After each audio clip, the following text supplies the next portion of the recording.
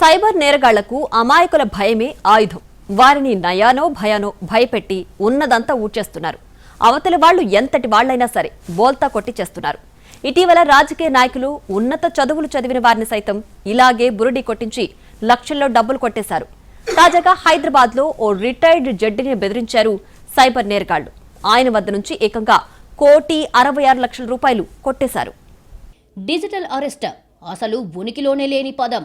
దీన్నొక్కదాన్ని ఆసరాగా చేసుకుని సైబర్ నేరగాళ్లు రెచ్చిపోతున్నారు. మహిళలు, వృద్ధులను మాత్రమే కాదు, ఇప్పుడు విద్యార్థికులు, పొలిటీషియన్స్, ఆఖరికి జడ్జిలను కూడా వదలడం లేదు సైబర్ కేటుగాళ్లు. మాయమాటలు చెబుతూ వారిని భయపెడుతూ అందిన కాడికి దోచేస్తున్నారు. అలాగే హైదరాబాద్లోని ఓ రిటైర్డ్ జడ్జి సైబర్ నేరగాళ్లకు చిక్కారు. హైదరాబాద్లోని ఓ రిటైర్డ్ జడ్జిని సైబర్ నేరగాళ్లు నిండా ముంచేశారు.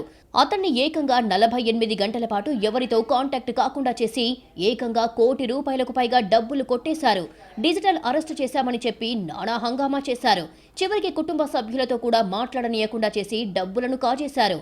ఈ సంఘటన హైదరాబాద్లోని నేరెడ్మెట్లో జరిగింది. సైబర్ నేరగాళ్లు రిటైర్డ్ జడ్జికి వీడియో కాల్ చేశారు. తమని తాము సిబిఐ అధికారులుగా పరిచయం చేసుకున్నారు. మీ మీద మనీ లాండరింగ్, మానవ అక్రమ రవాణా కేసు ఉన్నాయంటూ భయపెట్టారు. సిబిఐలో విచారణ జరుగుతుందని చెప్పి ఇంటి నుంచి బయటికి రావద్దని హెచ్చరించారు.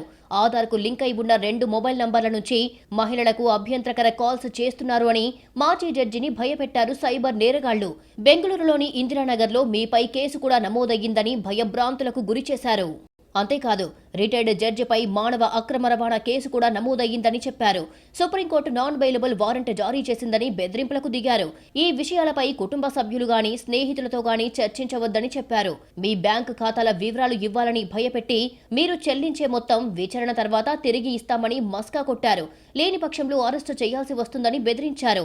అయితే అరెస్టు చేస్తే ప్రతిష్టకు భంగం వాటిల్లుతుందని భయపడి ₹1.66 కోట్లు సైబర్ మోసగాళ్లకు రిటైర్డ్ జడ్జి బదిలీ చేశారు.